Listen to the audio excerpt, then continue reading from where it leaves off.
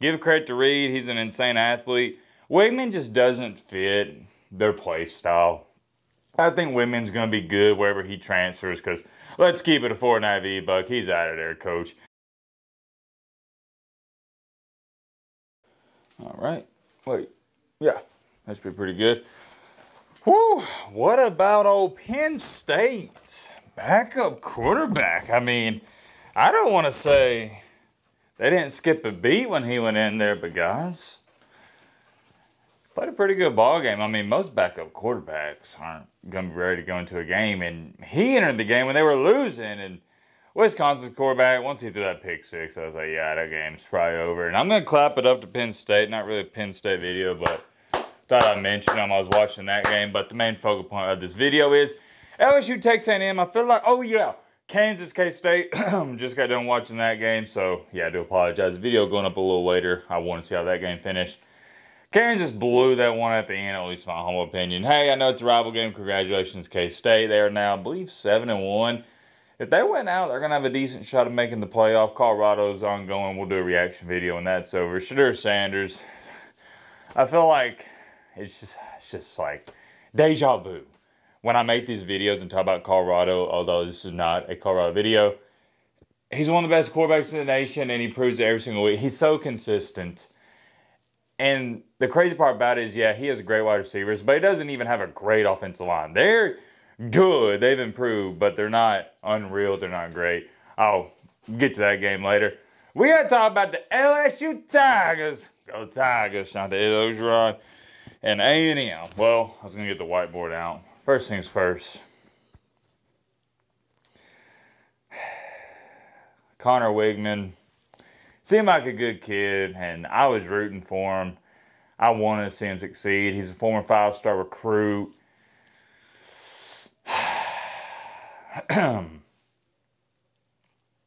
This might be the end, buddy. I think this is the end. It's Marcel Reed time. There was a lot of, early in the year, there's some, what would you call it? Not even speculation, but just, I don't know what you would call it. It was just a weird situation because Wigman, he was hurt, so they threw in Marcel Reed, but then Marcel Reed, come to find out, isn't just a reliable backup. He was arguably better than Wigman, but Wigman comes back, balled out. He was playing pretty good, and then today, in a big-time game. See, that's the thing with Wigman.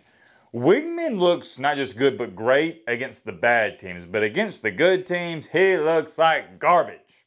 Looks like trash. Hold on. I was about to burp. Excuse me, guys. We'll leave that in the video because your boy Matt is the best editor on the planet. But like I was saying, Wigman he struggles in big-time games, struggled with Notre Dame, and he's struggling today with LSU. LSU, they jump out to a 17-7 lead. I'm thinking they're about to run away with this thing. A&M can't even complete any passes. Wigman, I didn't got to pull it up, but I'll pull it up as when I'm speaking. Wigman, I know at one point in time, I think when they pulled him, he was 6 for 18 with 30-something yards. 6 for 18. Guys, that is not good. That is a 33.3 completion percentage. Where is it at? I want to pull it up, just double check. Where is this game? Oh, here it is. Here it is. Final score wound up being 38-23. Yeah, here it is. Wigman, 6 for 18, 64 yards. 64 yards. QBR 12.8. Oh my goodness, this is one of the best QBRs you're ever going to see. Marcel Reed. QBR is based on a scale of 1 to 100, 50 being average, by the way.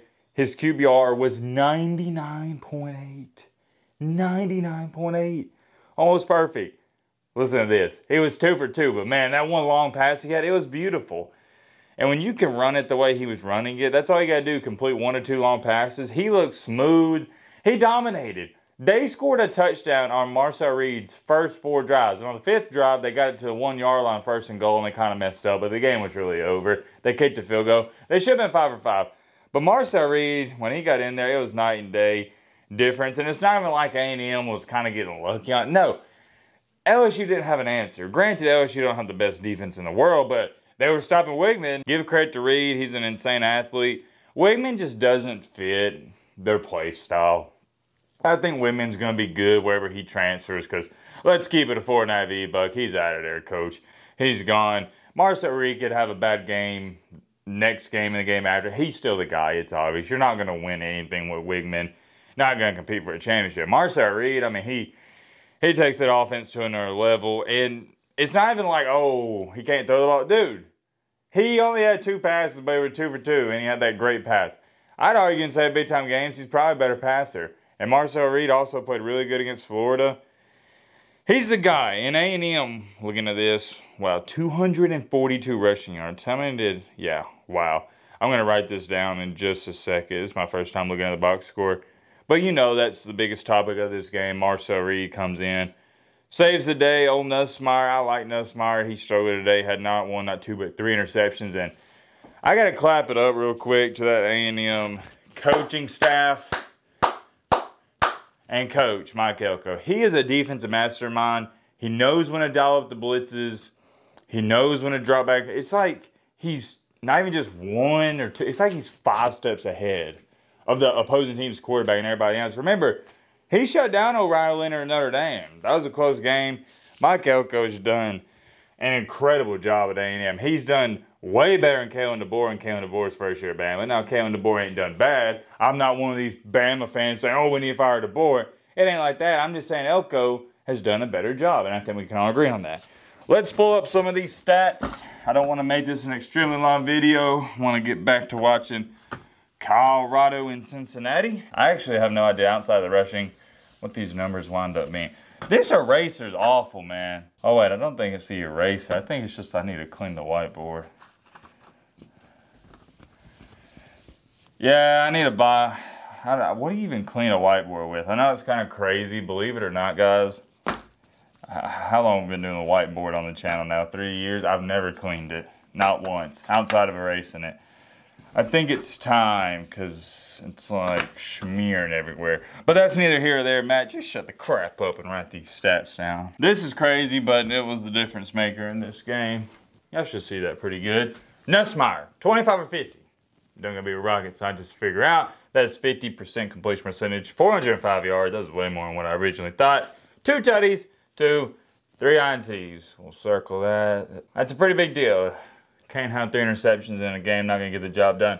Marcel Reed, you'll notice I left it blank because we can just do this in a lot of time. He was 2 for 2. Your winning quarterback was 2 for 2. I'm not going to write down Wigman's stats because, honestly, he doesn't even deserve to have them written down. And plus, we're just writing down Reed's. 70 yards. Had that 1 long pass play. That's to the air, so we'll say parentheses. Passing, real small here. But where's it? Oh yeah, rushing yards. Had 9 carries. So we'll just go under here. 62 rushing yards. And here's the key. Not 1, not 2, but 3 TDs. All on the ground, right? Yeah, all on the ground. Circle it. Draw an arrow to it, do whatever you want. That was the difference. Oh, yeah, and I got to write down the QBR up here. 99.8. I don't know. I was trying to think. I think I saw a 99.6 before. 99.8. That might be the highest I've ever seen, but that's what happens when you go 2 for 2, have 3 touchdowns. I mean, you play flawless. I'm trying to sit here and wonder, how's it not 100? What would it take to get to 100? Maybe some more pass attempts, I guess. Not too sure. But Nussmeier, 3 INTs, cost LSU, and then Reed, 3 touchdowns. That's the story of this game. Nussmeier had some costly turnovers and mistakes, and Reed came in and he saved the day. He was like the Black Spider-Man in Spider-Man 3. Put on the cape, whatever. What am I even talking about, man? Matt, you know, I need to just edit that out, bro. Why am I talking about turning to a Black Spider-Man? What does that even have to do? That, you know, I thought I was going to throw in a cool Spider-Man analogy. It just didn't work. So, yeah, just forgive me for that. But seriously, walking back in here, Marcel Reed. He turned it on. He played a fantastic game. And I can't remember. Did I clap it up for him? Not too sure, but I'll do it now. Played fantastic, and that's enough of the stats. You saw the game. Obviously, Marcel Reed was the MVP, the best player. Oh, man. No. We ain't done yet. Hold on. We ain't done yet. I meant to write this down. This was the whole reason I even pulled out the whiteboard. Yeah. Texas A&M had, we'll go beside the QBR in this box. 242 rushing yards, 242. And then 5 rushing touchdowns, so we'll do that over here. And just write 5 there. LSU, this was the difference maker. Yeah. 23 carries for 20, we'll go above Nussmeier, 24 rushing yards. Pathetic, man. 1 yard per carry and 1 touchdown. So you got 242 versus 24. Normally, I wonder what the percentage is. I'd have to look it up after this video.